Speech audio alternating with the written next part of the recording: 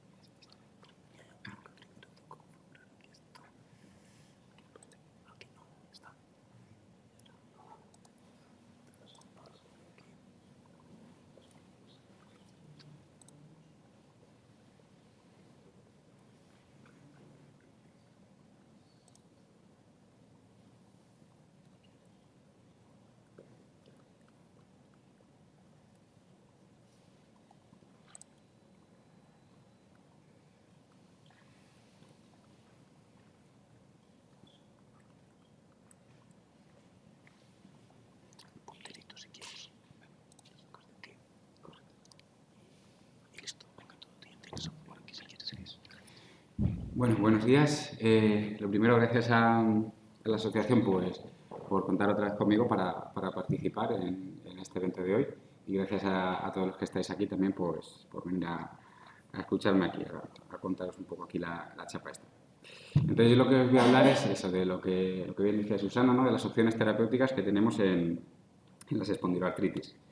En primer lugar, quiero hacer una introducción para explicar qué es esto de las espondiloartritis, ¿vale? Las espondiloartritis son un grupo de enfermedades de origen autoinmune, evidentemente, que comparten una serie de manifestaciones comunes. Dependiendo de qué tipo de manifestación presenten con más o menos frecuencia, pues le hemos puesto un nombre.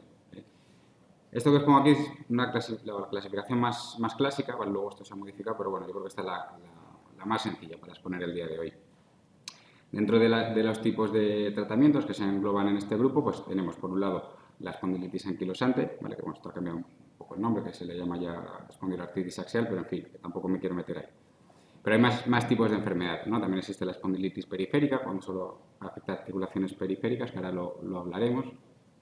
Existe también la artritis asociada a las enfermedades inflamatorias intestinales, pues predominantemente enfermedad de Crohn y colitis ulcerosa. Existen también otro tipo de artritis, que es la artritis psoriásica, que también se engloba dentro de este tipo de enfermedades. O también las artritis asociadas a la enfermedad celíaca, que esto también existe. Luego, insisto, ¿vale? Esto no es lo más actualizado, hay algunos tipos más, pero bueno, que tampoco merece la pena meternos ahí.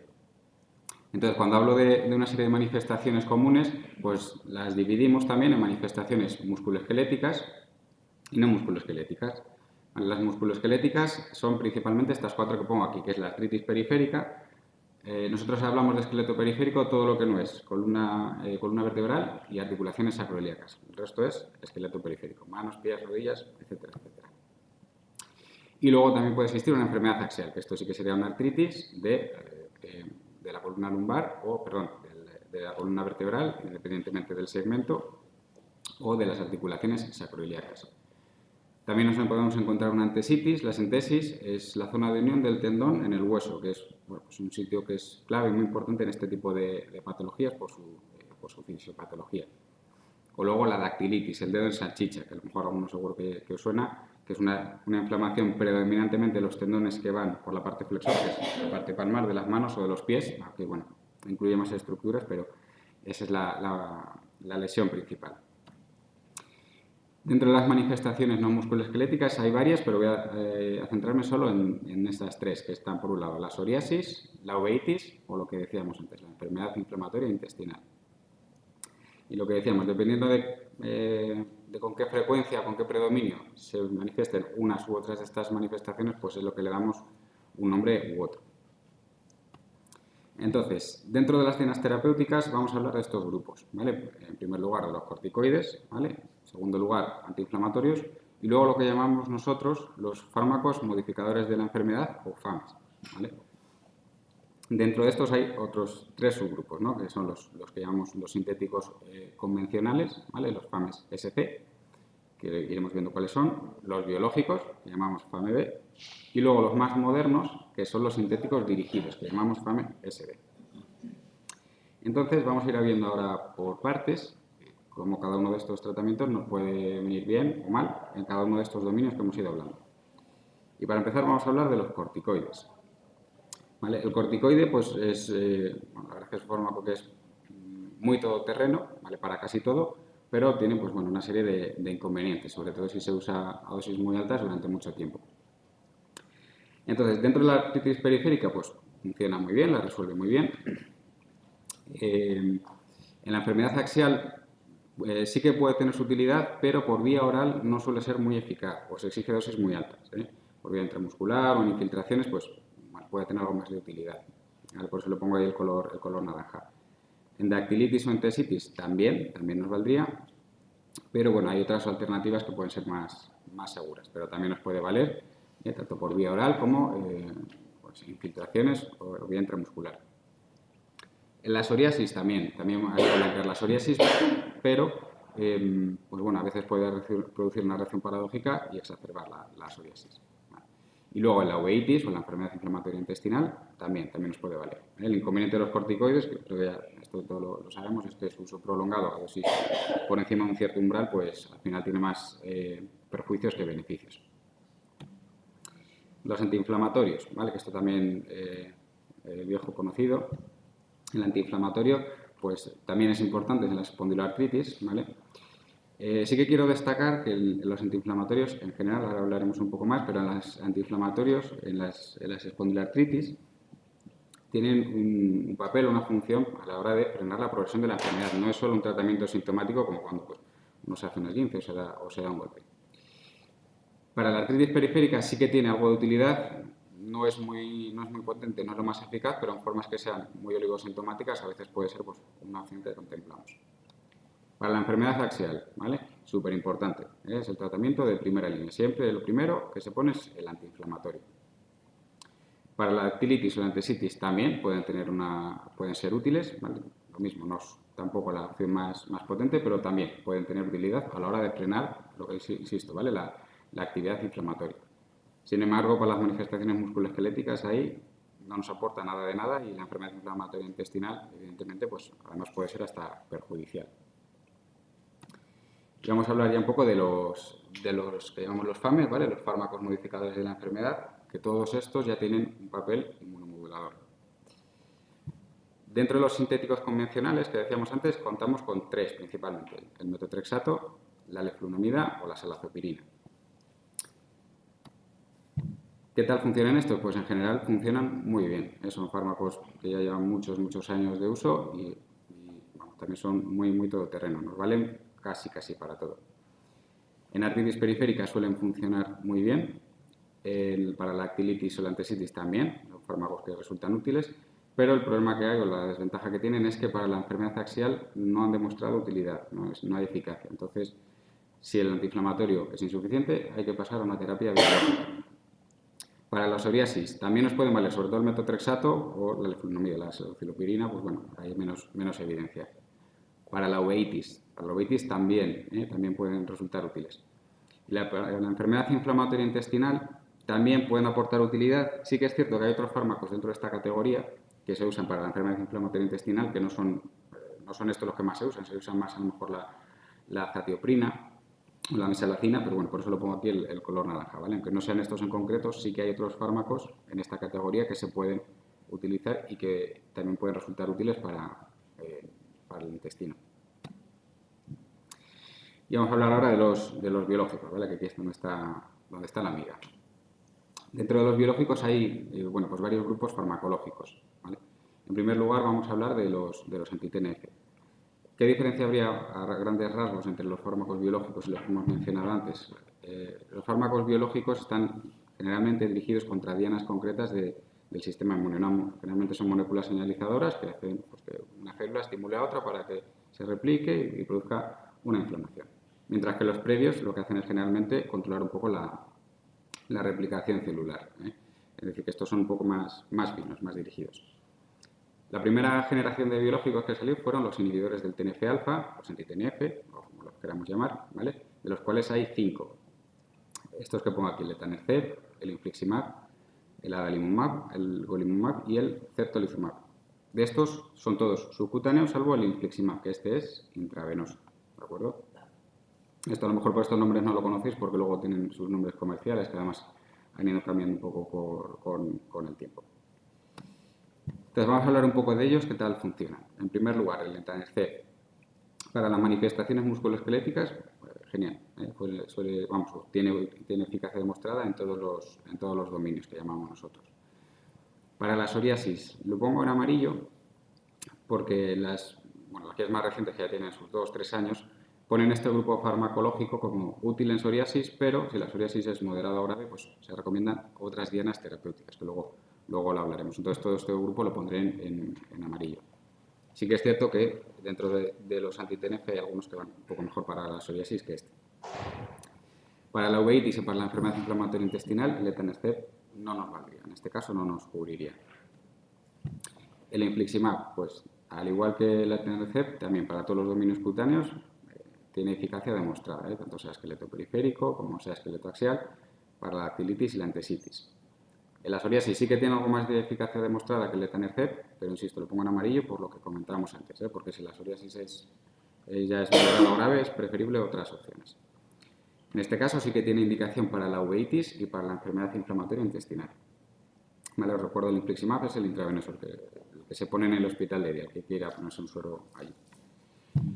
El adalimumab, pues al igual que el infliximab, también tiene un perfil de eficacia similar. ¿Vale? También nos vale para la uveitis y para la enfermedad inflamatoria intestinal. Estos son muy similares. El golimumab también para lo que serían todos los dominios del sistema musculoesquelético, también tiene eficacia demostrada en artritis periférica, en afectación axial, en sacroilitis, ¿vale?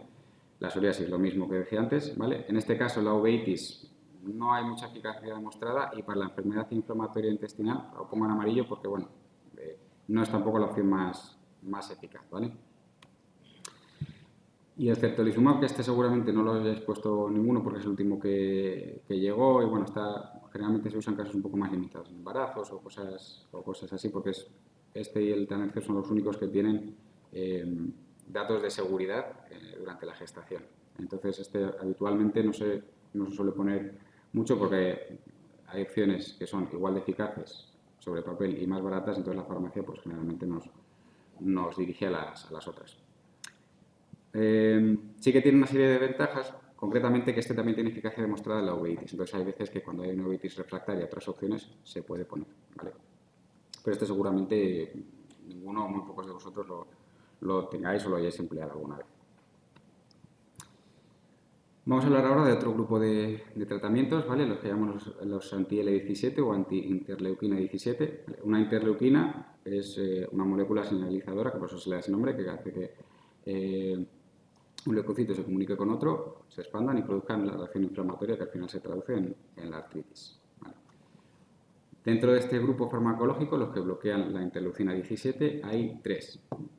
¿Vale? El secukinumab, que este seguro que sí que lo conocéis, el ixekizumab, que es una versión un poco más moderna, y luego hay otro más moderno que se llama el bimekizumab, ¿vale? Que este sí que tiene indicación. De momento, pues falta todavía negociar el precio de reembolso y, bueno, en fin, una serie de cuestiones administrativas que hacen que todavía no esté disponible, pero se espera que los próximos meses pues ya esté disponible. Pero a día de hoy todavía no está disponible en nuestra farmacia.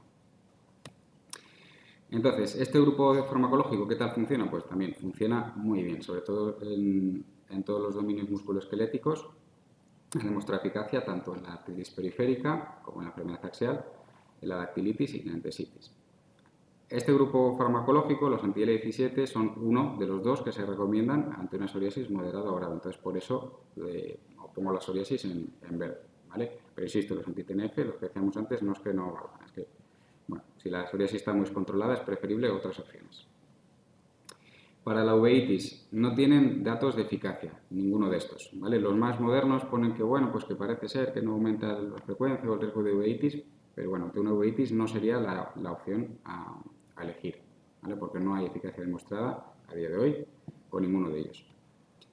Y para la enfermedad inflamatoria intestinal, lo mismo. De hecho, hay veces que puede ser hasta perjudicial. Hubo pues, una temporada que se especulaba que si el uso de estos fármacos podía incluso desencadenarla. ¿Vale? Esto no se llegó a confirmar, se desmintió. Pero bueno, con una enfermedad inflamatoria intestinal, sobre todo si está activa, es preferible también elegir otras opciones porque no solo que no produzca beneficios, sino que además puede ser perjudicial si ya estaba activo. Otro grupo farmacológico, los anti-IL-23, ¿vale? Esto sí que quiero recalcar que estos solo tienen indicación en la artritis psoriásica, ¿vale? En espondilitis anquilosante no están indicados, ¿okay? A día de hoy. Dentro de estos hay tres, ¿vale? El primero lo pongo con asterisco, que fue el primero que salió, que este es un inhibidor dual, este nivel la IL-12 y la IL-23, simplemente, ¿vale? Que lo sepáis. Luego hay otros dos, el guselkumab y el risankizumab. Entonces vamos a hablar un poco de ellos. En primero, el ustekinumab. Es un fármaco que, bueno, en general es un poco flojo, ¿vale? Para la artritis periférica tiene indicación, tiene eficacia demostrada, pero es un fármaco que no es el más potente y que además es lento. Para los que tenéis enfermedad axial, no vale, ¿vale? Esta opción no valdría, entonces no lo usamos en los que tenéis este tipo de afectación. ¿Dónde va bastante bien? La dactilitis y la entesitis funciona muy bien y sobre todo en la piel. Para el ojo, ¿qué tal va? Pues aunque no tiene indicación, ¿vale? Le pongo aquí el color naranja porque sí que hay en la bibliografía y bueno, pues descripciones de casos en los que no había otras opciones, se probó esta diana y sí que parece que bueno, pues puede tener un efecto beneficioso. Entonces, aunque no lo usamos con frecuencia para la uveitis, a veces lo pedimos como uso compasivo y bueno, pues algo aporta. Y luego para la enfermedad inflamatoria intestinal sí que funciona bien, sí que tiene indicación. En vez de ponerlo subcutáneo se pone generalmente, o por lo menos la inducción se hace intravenosa, pero bueno, es otra dosis, pero en fin, que sí que tiene indicación, ¿vale? El guselkumab es una versión moderna de este anterior, de la misma casa, del mismo laboratorio, ¿vale? En este caso sí que ya es mucho más eficaz sobre la artritis periférica, para la dactilitis y la entesitis funciona muy bien, para la piel también funciona muy bien. Y para la enfermedad axial, ¿qué tal va? De momento no hay datos robustos. Sí que los datos que hay de los ensayos clínicos pivotales, estos ensayos clínicos son los que hizo el laboratorio para conseguir la indicación en la enfermedad. Pues sí que parece ser que esos datos orientan a que puede tener eficacia en los que tienen una enfermedad axial, pero esto todavía está por demostrar. De hecho, ahora están haciendo un ensayo clínico que probablemente a lo largo de este año se publiquen los resultados, ya pues bien hecho, dirigido para los pacientes con enfermedad axial, que se hace resonancia, en fin, bueno, bien hecho, que realmente nos va a decir si se puede utilizar o no. Para la uveitis, ¿por qué lo pongo en gris? Porque en este caso tampoco hay datos, pero teniendo en cuenta que es una evolución del previo, pues no sería raro esperar que a lo mejor algo también pueda ayudar. Y el tercer IL-23, el risankizumab, ¿vale? En este caso el perfil de eficacia es similar al anterior, lo único, os pongo la enfermedad axial en rojo, porque en este caso la casa comercial que lo tiene, el laboratorio que lo hizo, ya nos ha dicho que ni busca ni va a buscar datos de eficacia en la enfermedad axial con este fármaco, porque ya tiene otros fármacos que sí que ya tienen eficacia demostrada en este dominio. Entonces, pues, por no pisarse, ni lo buscan ni de momento tienen intención de hacerlo. Y luego ya para ir cerrando el último grupo farmacológico, ¿vale? Que lo llamamos los fármacos sintéticos dirigidos, que estos en general, salvo uno, son los más modernos que hay, que estos son los que más riesgo tienen de producir un herpes zóster, como bien decía Marta. Y de estos hay tres que tienen indicación en las espondiloartritis, ¿vale? Por un lado tenemos el tofacitinib, que fue el primero con el que contábamos, el upadacitinib, y luego hay un tercero, el apremilast, que este solo tiene indicación en artritis psoriásica, ¿vale? En el resto de formas, no. El tofacitinib, ¿qué tal funciona? Pues también los datos que tenemos de este fármaco también nos indican que es un fármaco pues también bastante todoterreno, ¿vale? Para todas las manifestaciones musculoesqueléticas nos vale, independientemente de que sea esqueleto periférico o axial. Para la psoriasis también tiene buenos datos de eficacia, ¿vale? La uveitis, lo mismo que decíamos con el previo, no hay datos robustos, no tiene indicación la uveitis de momento, pero sí que también en la bibliografía pues hay series de casos o publicaciones de casos concretos que, bueno, parece ser que aporta cierta utilidad. Y luego la enfermedad inflamatoria intestinal, en este caso lo pongo en amarillo porque solo tiene indicación en la colitis ulcerosa. En la enfermedad de Crohn, no. Entonces, por eso lo pongo ahí en amarillo. El otro que tenemos es una versión un poco más, digamos, más moderna. Exactamente no es que sea más moderno, sino va a otras llenas distintas. Que en este caso, pues, es una eficacia que es similar al previo, ¿vale? En la uveitis lo pongo en naranja por lo mismo, ¿vale? En ensayos clínicos pivotales y datos de casos parece ser que no hay un aumento de riesgo y aquellos que estaban con este tratamiento pues no había tampoco un aumento de la frecuencia de la uveitis comparado con los que no lo tenían, pero como tal indicación no tiene, ¿vale? En este caso sí que tiene indicación en las dos enfermedades inflamatorias intestinales de forma predominante, entonces por eso sí que lo he puesto en verde. Y luego ya el último, el apremilast, ¿vale? Lo que os decía, este solo está indicado en artritis psoriásica. Y en general este es un fármaco que también es muy flojo, ¿vale? Más incluso que el que decíamos antes, que el ustekinumab. De hecho, la casa comercial que lo vende para artritis psoriásica, te dice siempre actividad leve o moderada. Es decir, cuando es grave te dice que mejor busques otro. O sea que bueno, que no es tampoco salvo en casos un poco más particulares, no es la mejor opción, ¿vale? Porque lo que decíamos, el esqueleto periférico, para artritis periférica, pues funciona así. Para enfermedad axial no tiene indicación, no ha demostrado eficacia. La dactilitis sí que funciona bien. La antesitis, bueno, pues algo hace, pero tampoco es la mejor opción. Y donde va muy bien es sobre todo en la piel. En la piel sí que funciona bien, ¿vale? Para el resto, para la uveitis o para la enfermedad inflamatoria intestinal, ahí nada de nada. Y nada más, espero no haberos aburrido mucho, que esto es como una vía telefónica, ¿vale? Sí que hay algunos fármacos más, hay bueno, más detalles que se pueden haber dicho, pero bueno, que yo creo que no merece la pena extenderse más en el tiempo. No sé si queréis hacerme alguna pregunta o duda sobre el tipo de fármaco, pues es el momento.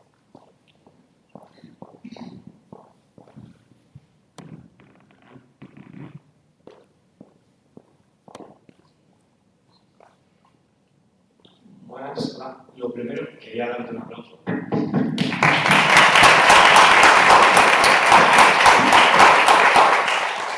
Y lo segundo era sobre todo ensalzar el trabajo de los reumatólogos porque después de todos estos avances que hay, ahora nosotros los afectados tenemos un montón de medios, lo que pasa es que es un poco puzzle, porque claro, depende de lo que te diagnostiquen o depende de tu propia evolución. Yo, por ejemplo, era espondilitis anquilosante, pero la última vez fue periférica porque me afectaba más a otras articulaciones.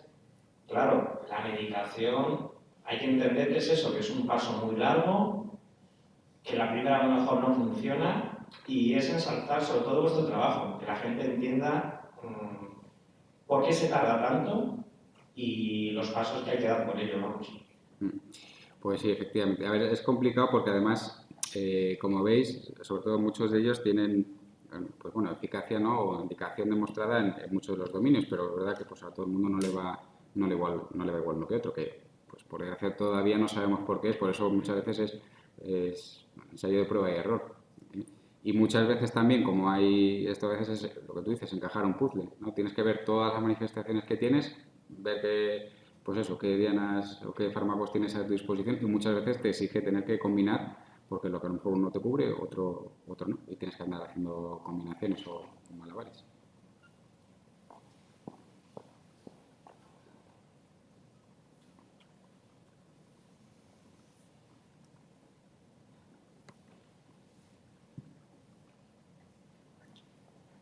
¿Se me ocurre? Me voy a poner a probar.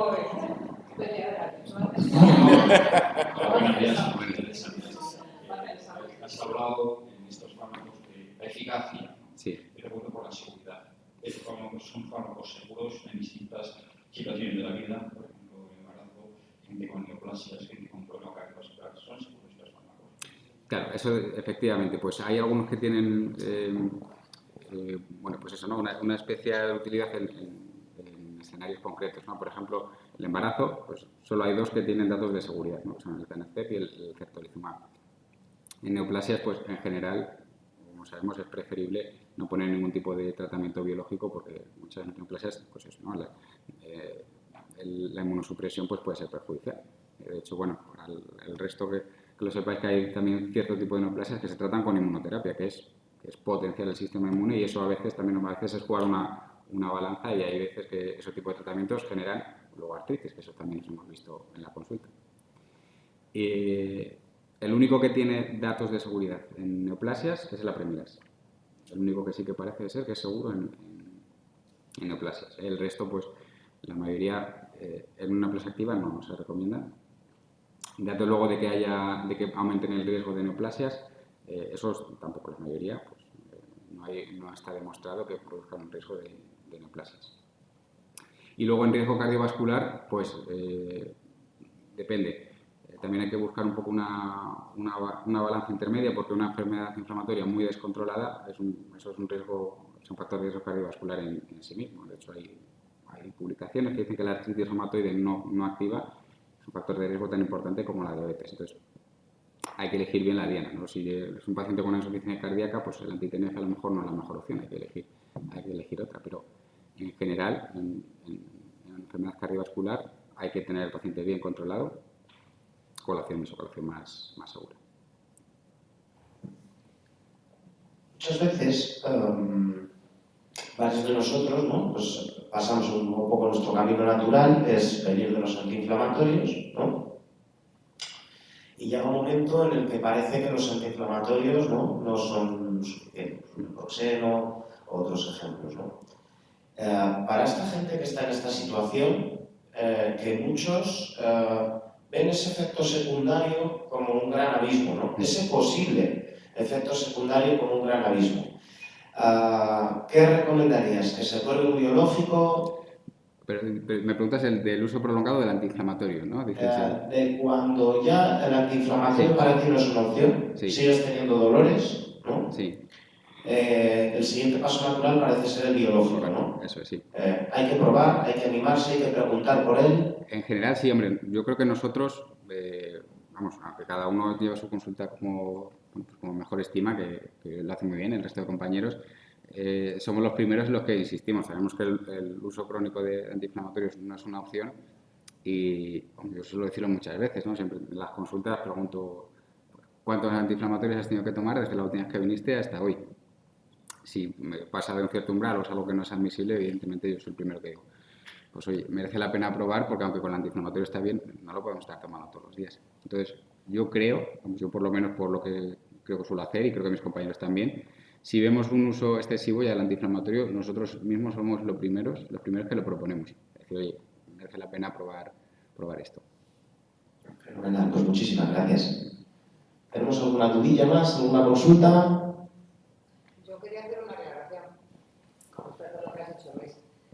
La sanidad no es una ciencia exacta, ¿vale? Existe el ensayo ROR, entonces se busca el paciente, las condiciones, el miedo para ajustarle el tratamiento para que funcione lo mejor posible. Lo hacemos con toda la base científica, intentando mejorar, no empeorar. Entonces, lógicamente, cada uno es un nivel individual. Esto de generalizar y hablar con la vecina del cuarto, por favor, no.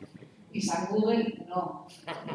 Gracias. Sí que es cierto, un poco por ahondar en eso, que bueno, que no es. Sí que hay estudios de farmacogenómica, que sí que parece que hay, hablando un poco ya del tema de eso, porque lo he revisado, que parece ser que hay ciertas variantes genéticas que pueden ayudar a predecir el riesgo, la probabilidad de éxito de una terapia, no solo en biológicos, sino para más cosas, para oncología, hipertensión, en fin, para muchas cosas, que eso es yo creo una cosa que está por estallar y por descubrir. Ahora mismo eso es ciencia ficción. O sea, hay evidencia científica, pero la seguridad social, la sanidad pública, esto no está muy lejos de ser una realidad.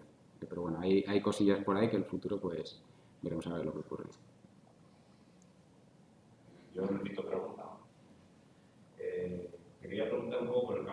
dianas. Sí. Has hablado de varias dianas diferentes, como es el tema del cambio de dianas. Yo estoy en ese momento ahora mismo y bueno, me encuentro un poco en el desierto, ¿no? Buscando ahora a ver qué momento me va a meter. Pues sí, te explico. Mira, aquí generalmente, cuando empezamos un tratamiento biológico, empezamos por lo que llamamos los biosimilares. Es decir, que estos biológicos, sobre todo los anti-TNF, ya como dijeron hace mucho, ya la patente ya ha caducado y está lo que llamamos el genérico, ¿no? Por decirlo, para que me entendáis. Entonces, siempre farmacia nos obliga a, por lo menos el primer biológico, empezar por ahí, ¿vale? Concretamente eso, la espondilitis anquilosante, ¿vale? Pues una cuestión también de eficiencia. Una vez que se pasa por ahí, en general ya nos dejan elegir, ¿no? el que queramos. Y en general no hay unos criterios muy claros de cuándo es mejor uno u otro, salvo que haya unas cuestiones muy concretas, ¿no? Un poco lo que decía, es decir, si hay una uveitis, pues a lo mejor pues eso, los anti-IL-17, ¿no? Pues, o sea, un grupo de fármacos no lo voy a elegir porque sé que no me vale. Entonces, dependiendo de las manifestaciones, ¿no? De lo que llamamos nosotros los dominios de la enfermedad que tengas activos, intentamos elegir uno u otro. Cuando los dominios que tienes no nos hacen elegir o no elegir unas dianas concretas, en principio es a criterio del médico el que parezca mejor, porque no hay una manera de decir, pues vamos a pasar a este porque este seguro que te va a ir mejor. No hay manera de saber, es probar, salvo que tengas eso, unos dominios concretos.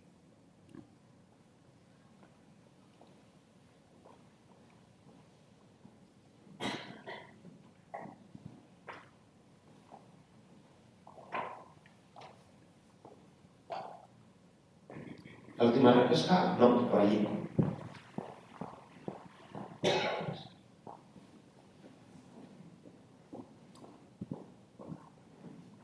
Hola, buenos días. Mi pregunta es, así como los antiinflamatorios dejan de hacer efecto, los biológicos, ¿cuánto tiempo tienen también hasta que tu cuerpo se acostumbra a ese medicamento? Pues no hay manera de saber exactamente, pero sí que hay un fenómeno que se llama lo que llamamos la inmunogenicidad, es decir, estos, sobre todo con los biológicos, ¿vale? Un biológico, tú no dejes de meterte pues, un anticuerpo que va dirigido contra una diana concreta del sistema inmune. Entonces, tu organismo puede hacer anticuerpos contra ese fármaco. De hecho, hay algunos kits comerciales para mirar alguno de ellos. Hay algunos de estos fármacos que tienen más riesgo de aparecer este tipo de efectos que otros. Sobre todo los clásicos, los anti-TNF, son los que más probabilidades tienen de aparecer esto, salvo el etanercept, que sé que por la forma en la que ese no genera inmunogenicidad. Ahora, ¿cuándo aparece esto? No sé, no hay manera de saberlo y no se sabe por qué en unos sí y en otros no. Pero sí que está descrito que con el tiempo se puede perder eficacia con los biológicos por esta cuestión. Gracias. Cuando se pasa, cambiamos a otro. Cambiamos a otro, eso es. Esto no ocurre con todos, pero sí que puede ocurrir. Hay algunos que no ocurre nunca, pero no se sabe ni por qué ni cuándo. O sea, no por qué en unos sí y en otros no, o cuándo ocurre.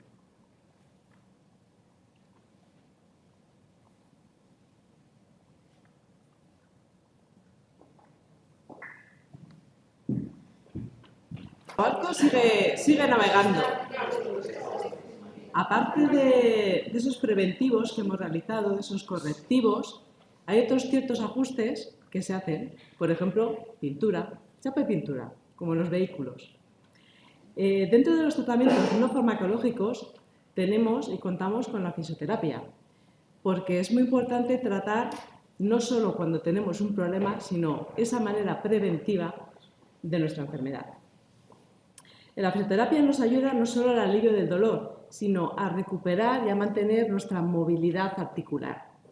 Nuestro siguiente ponente es Rodrigo Vélez, es graduado en terapia ocupacional por la Universidad de Burgos, también es graduado en fisioterapia en la Universidad de La Coruña, tiene un máster de rehabilitación del enfermo neurológico por la Universidad Católica de Valencia, tiene numerosos cursos de formación en pilates, ejercicio terapéutico, vendaje neuromuscular, punción seca, vendaje funcional, electroterapia y actualmente trabaja en el Centro Epona como fisioterapeuta, que es un centro con el cual AFAEA colabora. Rodrigo Vélez, fisioterapia en la espondilitis anquilosante.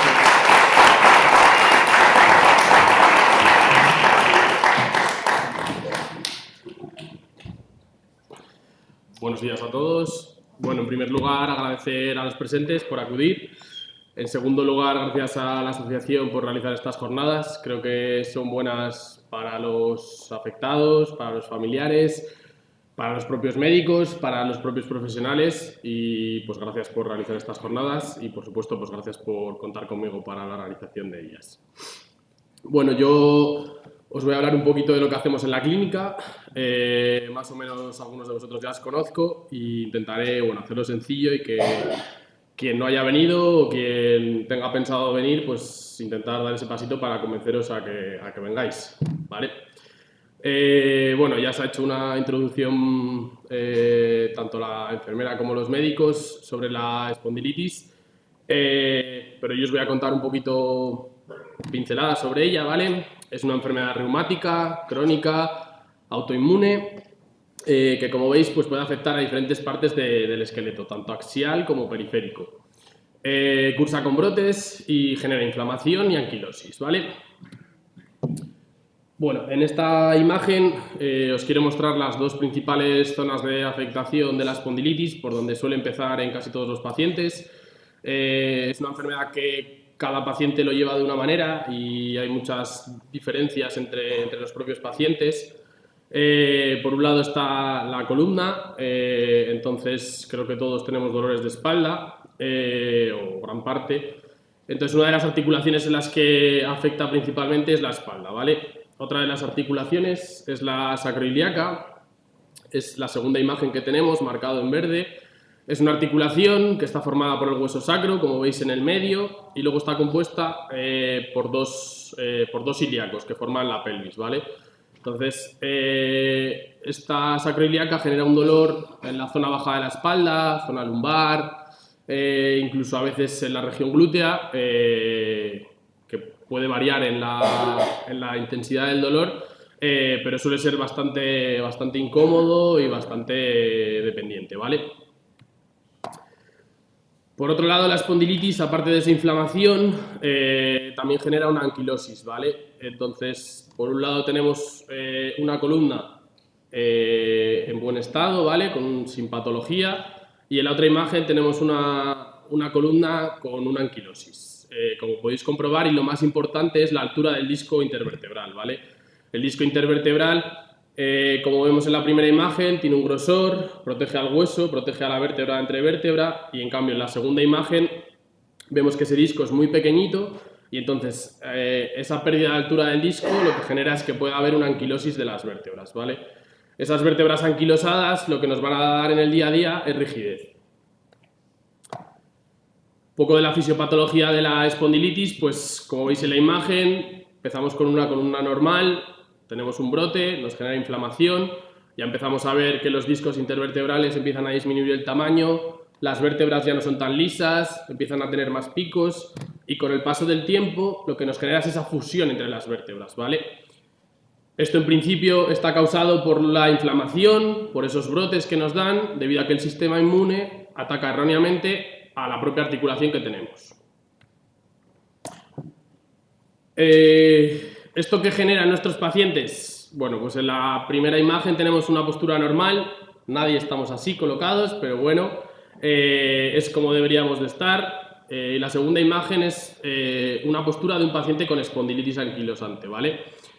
¿Qué es lo que podemos ver? Pues si os fijáis, la cabeza está adelantada, los hombros están hacia adelante, tenemos una cifosis muy marcada, ¿vale? Típica chepa. Además, la zona lumbar, como la veis, está plana, por lo tanto tenemos una retroversión pélvica. Esto hace que las rodillas tiendan a ir a la flexión y por lo tanto la marcha de estos pacientes pues, suele ser muy anteriorizada, con pasos muy cortitos y con algunas veces pues, dificultad para subir escalones, etc. ¿Vale?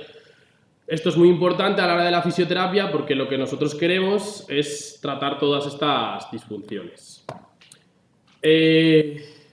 Como he dicho, la espondilitis cursa con inflamación, todos lo sabéis. Como ya han comentado, pues siempre se habla del esqueleto axial, ¿vale? De la columna, de la sacroiliaca, pero puede afectar a otras articulaciones, plantesis, los dedos, rodillas, etc. Entonces, esta inflamación articular persistente lo que conduce es a la destrucción progresiva del tejido articular. ¿Esto qué nos genera? Pues lo que tenemos en los pacientes de espondilitis a diario. Dolor muscular y articular, inflamación, fatiga, ese cansancio con el que nos levantamos, síntomas respiratorios y cardíacos, movimiento limitado que cursa con rigidez, el no poder hacer ciertos gestos, el tener dificultad a la hora de levantarnos de la cama. También podemos tener síntomas neurológicos y oculares y, por último, síntomas de salud mental. Todo esto tiene un impacto claro en la calidad de vida. Afecta a su capacidad para trabajar, para realizar las actividades de la vida diaria y a participar en actividades sociales. El dolor crónico y la discapacidad funcional pueden tener consecuencias emocionales y psicosociales muy importantes. Entonces, la fisioterapia trata de trabajar todo esto con unos objetivos. Cuando a mí me viene un paciente con espondilitis a la consulta, yo tengo que identificar qué objetivos quiere ese paciente. Entonces, los objetivos del paciente tienen que ser específicos de cada usuario. Pero algunos de ellos, y los más frecuentes que yo veo, pues por supuesto aliviar el dolor, mejorar la movilidad articular, prevenir deformidades, promover la independencia funcional. Esto se refiere a que el paciente sea autónomo en su vida diaria, que sea capaz de atarse los cordones, de ducharse, de ir a hacer la compra, de llevar esa compra a casa. Por otro lado, tratamos de fortalecer la musculatura y, por último y objetivo principal, es mejorar la calidad de vida de nuestros pacientes.